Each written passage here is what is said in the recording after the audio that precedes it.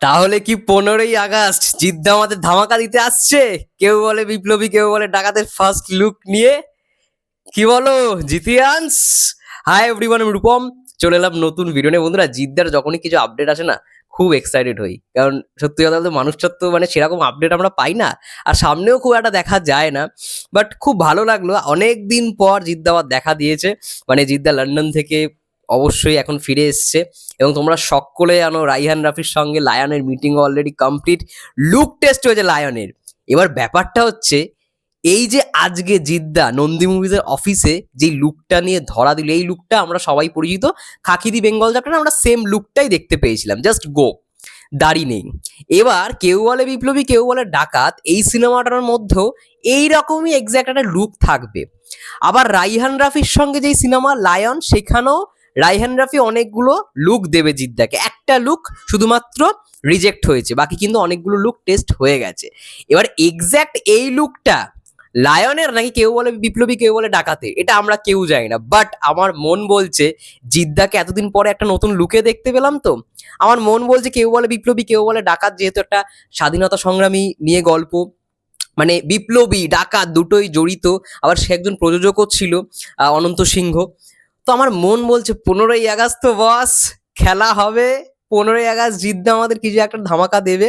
আর আজকে অনেকেই ভাবে ঋতুপর্ণা সেনগুপ্তও ছিল ওই ভিডিওটার মধ্যে, মানে অফিসের মধ্যে ঋতুপর্ণা সেনগুপ্ত ছিল, কারণ নন্দী মুভিজ থেকে তার নতুন সিনেমা বেরিয়েছে ম্যাডাম সেনগুপ্তা, একটা থ্রিলার ছবি, খুব ভালো প্রশংসাও পাচ্ছে সেটার জন্য। আর নন্দী মুভিজের অফিসে আজকে জিদ্দা গেছে, কারণটাই হচ্ছে নন্দী মুভিজের নতুন অফিসটা খোলা হয়েছে, আর সেটার আজকে ইনোভেটিভ ছিল, ঠিক আছে। তার জন্য পথিকৃৎ বসুও ছিল, মানে এই সিনেমার ডিরেক্টর।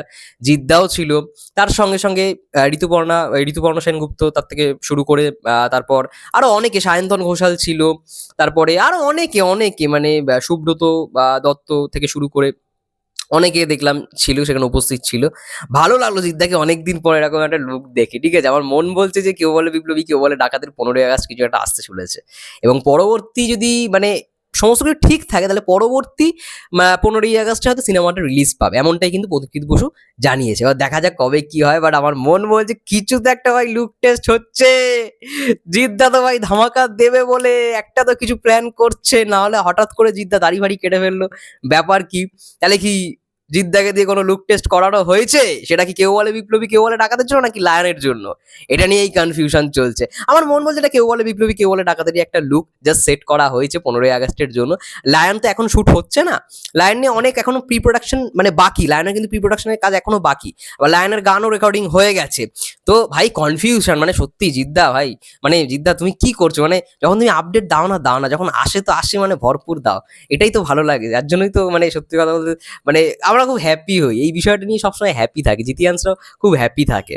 অনেকদিন পর জিদ্দাকে দেখলাম, আমি তো হঠাৎ করে দেখি মা এটা কি করে হলো, মানে আবার খাকির লুকে জিদ্দা, কি ব্যাপার নন্দী মুভিজের অফিসে? আর নন্দী মুভিজের অফিসে যদি হয়ে থাকে খাকির লুকে, খাকি তো অনেকদিন আগে শুট করা হয়ে গেছে, তাহলে এটা আগের ভিডিও তো পাবলিশ হবে না। আমার মন বলছে ঋতুপর্ণা সেনগুপ্তর সঙ্গে যখন এটা ইয়ে হচ্ছে নন্দী মুভিজের অফিসে, আমার মনে হতো এটা রিসেন্টই, তারপরে দেখলাম না এটা আজকেরই, রিসেন্ট কোনো না, আজকেরই একটা ভিডিও আর কি এসছে। তারপরে আমরা জানতে পারলাম নন্দী মুভিজে আজকে অফিস ইনোভেটিভ ছিল, নতুন অফিস, সেখানে জিদ্দা গেছে, পথিকৃৎ বসু গেছে। এবার সবাই ভাবে হয়তো ঋতুপর্ণা সেনগুপ্ত এই সিনেমায় থাকবে কি থাকবে না, মানে কেউ বলে বিপ্লবী, কেউ বলে ডাকাতে হয়তো ঋতুপর্ণা সেনগুপ্তই থাকছে, একদমই না, ঋতুপর্ণা সেনগুপ্ত থাকছে না, এটা বলে দিয়েছে। এবার পরবর্তী দিন নায়িকা ঠিক হয় তাহলে তখন আলাদা বিষয়, বাট ঋতুপর্ণা সেনগুপ্ত এখানে এসেছিল ম্যাডাম সেনগুপ্তার জন্য। আর জিদ্দা কেউ বলে বিপ্লবী, কেউ বলে ডাকাতের জন্য, কারণ পথিকৃৎ বসুও ছিল। জিদ্দা ঋতুপর্ণা দি তারা দেখলাম অনেকক্ষণ কথাবার্তা বললো, মানে একে অপরের সঙ্গে। তারপরে নন্দী মুভিজের যিনি আর কি ওনার, প্রদীপ নন্দী, তিনিও ছিলেন, ঠিক আছে। দারুণ একটা বিষয়, অনেকদিন পর জিদ্দাকে আমরা দেখলাম কোনো একটা ইয়েতে।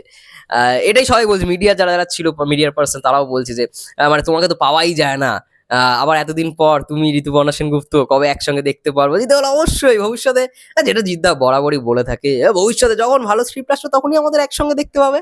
বস থ্রির সময় আমার বলেছিল, মানে বস যখন বস টু বেরিয়েছিল তখনও দেবদার সামনে জিদ্দা বলেছিল বস থ্রিতে ঋতুপর্ণা সেনগুপ্ত থাকবে, ঋতু থাকবে, ঠিক আছে। তো দেখা যাক বস থ্রিও কবে আসে। যাই হোক, এটাই বলার ছিল।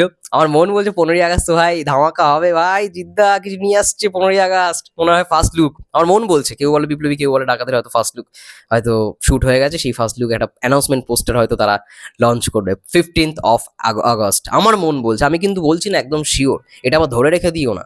আমার মন বলছে 15ই আগস্ট হয়তো কিছু একটা আসলেও আসতে পারে। আসবে না কেন ভাই, আসা তো উচিত, আমার কোথাও কি মনে হয়। তোমাদের কি মন্তব্য কমেন্ট করে জানাও। ততক্ষণের জন্য সবাই ভালো থেকো, সুস্থ থেকো, টেক কেয়ার। এবং পরে আরো একটা ভিডিও আনবো জিদ্দা রিলেটেডই, অবশ্যই সেটাও দেখো, সেটাও ভালো লাগবে। যাই হোক, সবাই ভালো থেকো, সুস্থ থেকো, টেক কেয়ার।